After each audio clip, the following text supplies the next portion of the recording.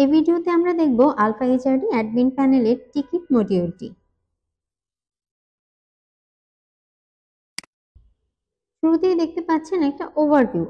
আপনি যে টিকিটগুলো ক্রিয়েট করেছেন বা আপনার অন্য এমপ্লয়ি যে টিকিটগুলো ক্রিয়েট করেছে সেগুলো আপনার এই টিকিটের ম্যানেজ টিকিটের পেজটাতে শো করবে। আপনার টোটাল টিকিট কয়টা আছে, ওপেন টিকিট কয়টা, হোল্ডে কয়টা আছে বা ক্লোজ কয়টা হয়ে গিয়েছে তার একটা ওভারভিউ দেখতে পারবেন এবং নিচের দিকে আপনার টিকিটের লিস্টগুলো আসবে।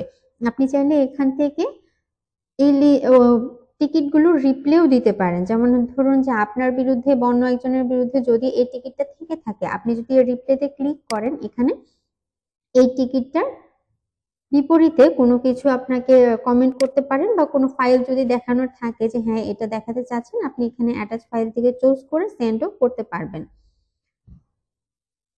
এবং নতুন টিকিট ক্রিয়েট করার জন্য আপনাকে যেতে হবে, টিকিট অপশনে যাবে, এখানে প্লাস বাটনটা আছে, এটা হচ্ছে আপনাকে নতুন টিকিট ক্রিয়েট করতে সাহায্য করবে। যেমন এটাতে যদি আমরা যাই, প্রথমেই দিতে হবে হচ্ছে একটা সাবজেক্ট। যেমন ধরুন আপনি যদি কারো বিরুদ্ধে করেন যে সে আপনি দেখছেন যে কয়েকদিন যাবত লেট করে আসতেছে, আপনি তার বিরুদ্ধে করছেন হচ্ছে লেট অ্যাটেন্ডেন্স।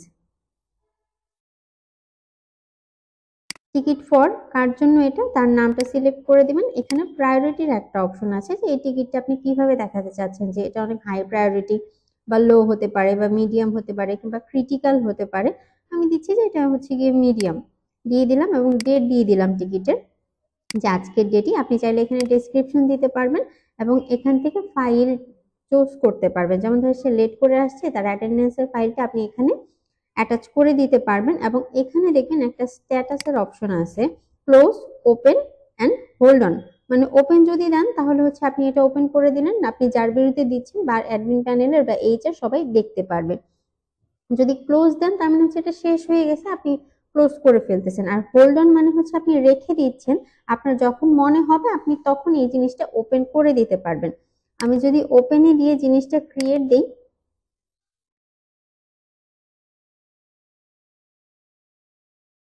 দেখুন এটা আমার ক্রিয়েট হয়ে গেছে। আপনি চাইলে এখান থেকে রিপ্লেও করতে পারেন বা ডিলিটও করতে পারেন। আশা করি বুঝতে পেরেছেন।